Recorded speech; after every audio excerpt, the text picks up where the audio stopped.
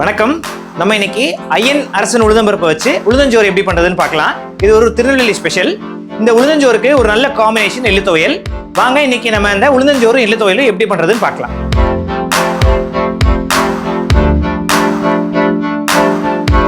இப்போ இதுக்கு தேவையான பொருட்கள் பார்த்துடலாம். முதல்ல உளுந்தஞ்சோறுக்கு நமக்கு 100 கிராம் தோலோட உளுந்தம்பருப்பு, பச்சரிசி 200 கிராம், துருவ தேங்காய் 100 கிராம், வெள்ளைப்பூடு 4 நம்பர், நல்லெண்ணெய் 2 டேபிள் ஸ்பூன், வெந்தயம் 1/4 டேபிள் ஸ்பூன். இப்போ எப்படி பண்றதுன்னு பார்த்துடலாம். அடுப்பத்தை வச்சுட்டு இந்த உளுந்தம்பருப்பை கொஞ்சம் செவக்கிற அளவுக்கு வறுத்துக்கணும். லேசாக வாசம் வர அளவுக்கு. நான் இது கூடயே இந்த 1/4 டேபிள் ஸ்பூன் வெந்தயத்தையும் சேர்த்துக்கிறேன். இப்போ இது நல்லா வறுபட்டுருச்சு. இப்போ நம்ம என்ன பண்ண போகிறோம், இது கூட இந்த பச்சரிசி பவுலில் சேர்த்துறேன். 200 கிராம் பச்சரிசி. அப்புறம் இந்த உளுந்தம்பருப்பு வெந்தயம் நல்லா வறுத்துருக்கோம் இல்லையா, நல்லா வாசம் வர வரைக்கும் வறுத்துருக்கோம். இது எல்லாத்தையும் இது கூட சேர்த்து போட்டுட்டு இதை கழுவிட்டு ஒரு 10 நிமிஷம் ஊற வைக்க போகிறோம். இப்போ நம்ம வறுத்த உளுந்தம்பருப்பு வெந்தயம் அரிசி 3 ஒன்றா கழுவி ஒரு 10 நிமிஷம் ஊற வச்சு கொண்டு வந்திருக்கு. இப்போ நம்ம ஸ்டார்ட் பண்ணிடலாம். 1 கப் அரிசிக்கு 2 கப் தண்ணி. ஆல்ரெடி தண்ணி அளந்து வச்சுருக்கேன். தண்ணி கொதிக்கும் போது அதில் ஒரு 4 பல் பூண்டு, கொஞ்சோண்டு உப்பு. இந்த தண்ணி கொதி வரட்டும். கொதி வந்தோடனே நம்ம இந்த அரிசியை போட்டுடலாம். காய் தண்ணி கொதிச்சிருச்சு. இப்போ நம்ம இதில் இந்த அரிசியை போட்டுடலாம்.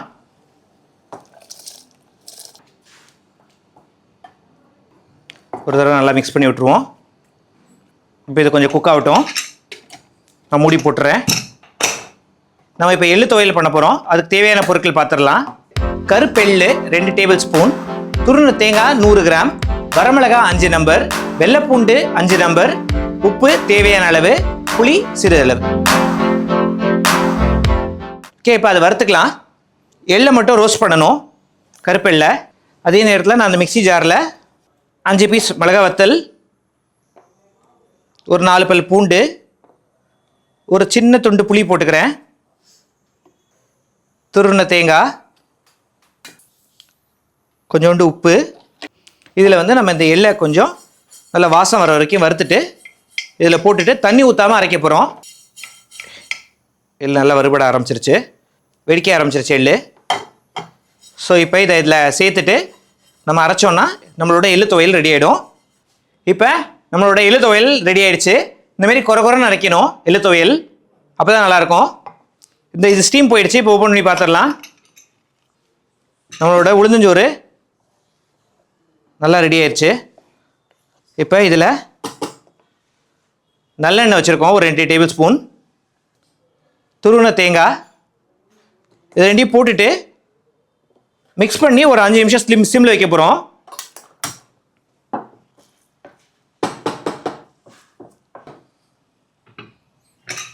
இப்போ இதை மூடி வச்சு ஒரு 5 நிமிஷம் சிம்மில் வைக்கிறேன். இப்போ இது ரெடி ஆயிடுச்சு. பார்த்துடலாம். ஸ்டீம் ரிலீஸ் பண்ணியாச்சு. ரொம்ப ஃப்ளேவர் நல்லாயிருக்கு. அந்த நல்லெண்ணெயோட வாசம், உளுந்து நம்ம வறுத்ததோடது, இதை அப்படியே சர்வ் பண்ண ஆரம்பிச்சிடலாம்.